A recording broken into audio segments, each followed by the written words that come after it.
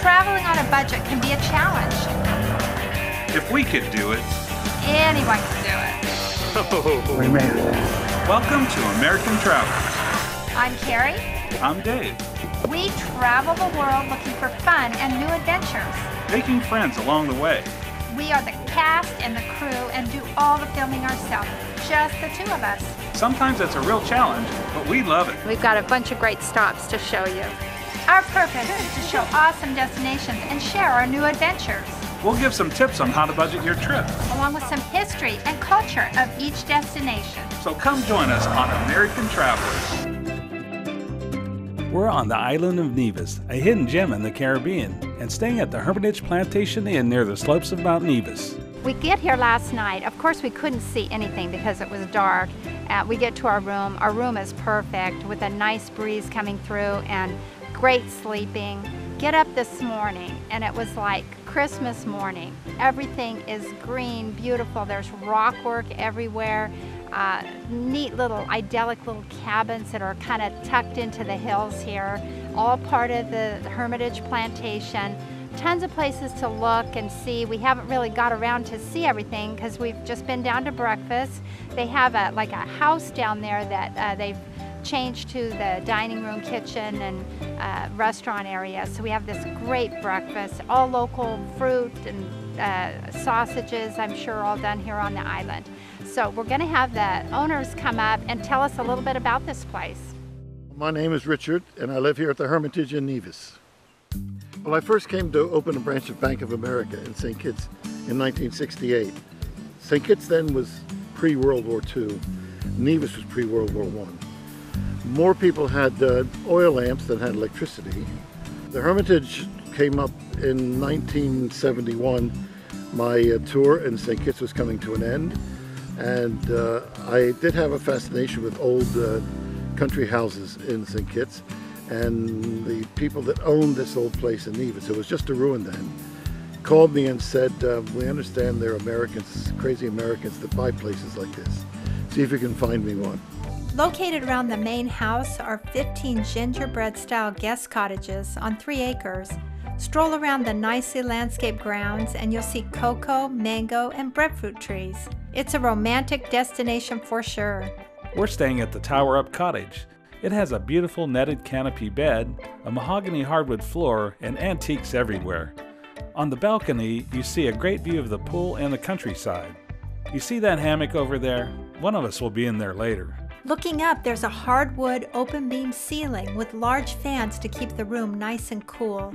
It even has a small fridge and a nice sized bathroom. Carrie, what do you think of the Hermitage?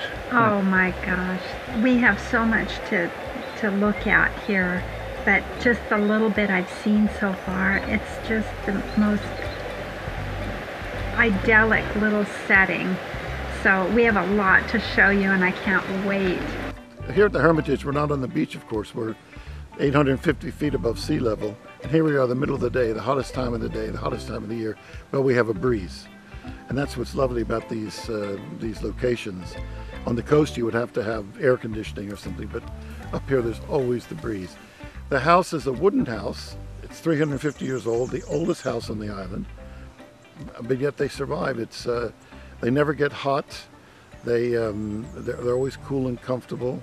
After a little relaxing, we decided to head down and check out the barbecue. The Hermitage does a pig roast every Wednesday night, and as you can see right behind me, they got the pig roasting. It looks like it's going to be really good. I wish you could smell it. The smell is incredible, roast pork. So everybody's getting ready for the big feed, and we'll be down when this thing is done.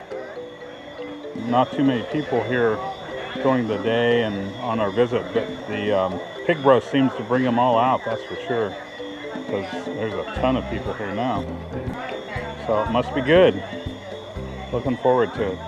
Hey, so it's Richard and Richie. Hey, so tonight's the night of the pig roast. This is our favorite night. We do this every Wednesday, and the best part of it is also the good rum.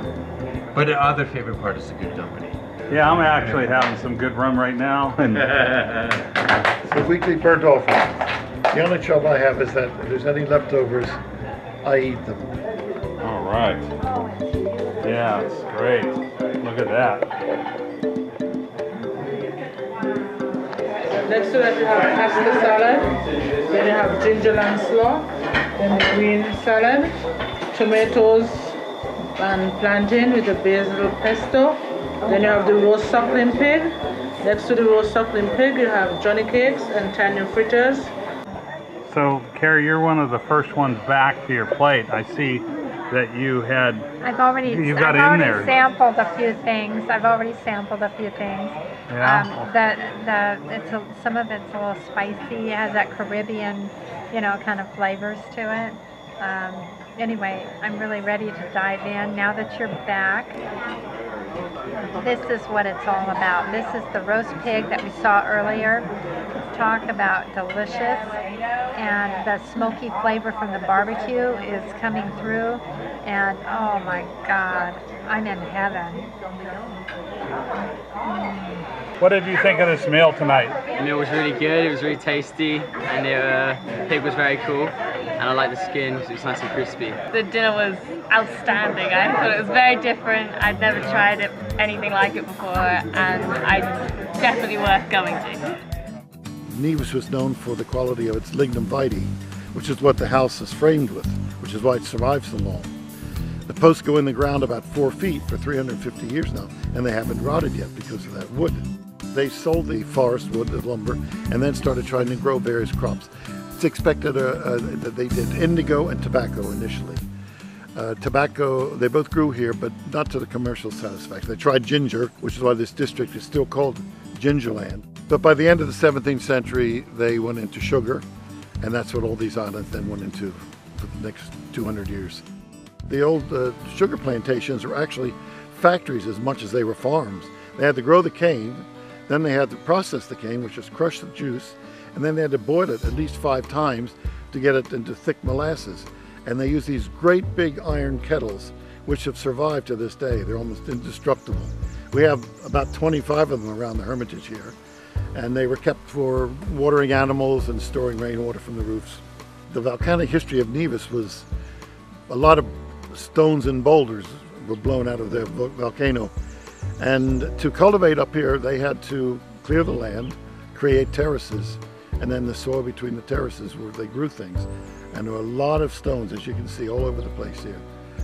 It's totally different from St. Kitts, where their volcanic eruption was mostly ash. So they have very few rocks in St. Kitts compared to Nevis. We had a great stay here at the Hermitage Plantation Inn. The history is rich with all of its artifacts still here. We love the plantation-style shutters and the design of the rooms in the main house. It's so inviting with all of the books and the comfy chairs. We can see a family gathering here for a great game of Monopoly. The furniture is something you would only see in the past. When entering the dining room, there's a sense of elegance. On the patio, you could sit and take in a view while sipping on a glass of wine. In our travels, we would highly recommend the Hermitage Plantation Inn. Off to our next adventure. Thanks for watching American Travelers.